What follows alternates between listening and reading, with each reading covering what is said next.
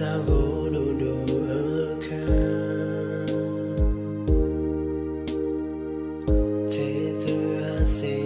nó số mô na vì nó na mẹ chỉ phụ ngồi gà phê mô na qua thô sa phụ tơ pa sa phụ tơ pa yu we wa we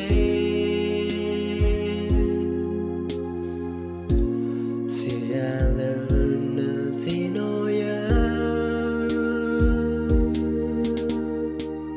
sa phụ lệ thế ni giờ ta em buồn lời thì nó bao đô đô pe yo yi no ta em buồn tu ye chân để mà chỉ bao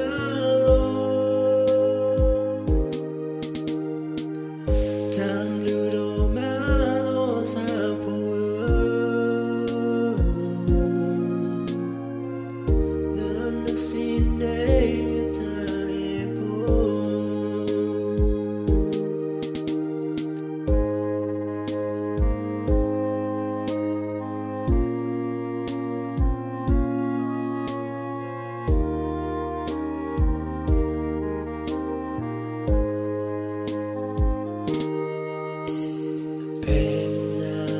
sao gỗ đồ đồ ở khang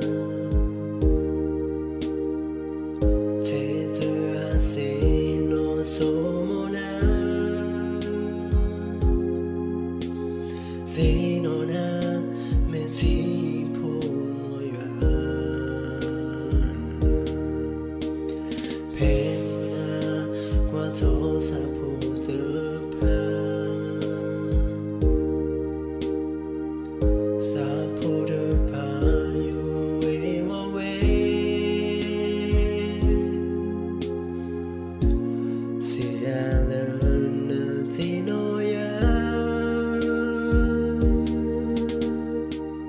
sa phụ lệ thế ni giờ ta em buồn lời thì nó bao đô đô pe yo yi no ta em buồn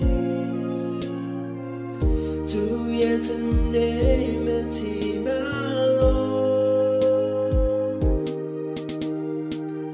Tam lưu đồ má lo sa phụ Lần đã xin để ta em buồn sa phụ lệ thế ni giờ ta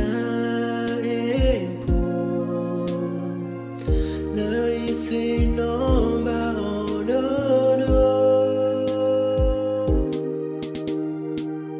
pe yo yi no ta em buồn tu ye chân để mà chỉ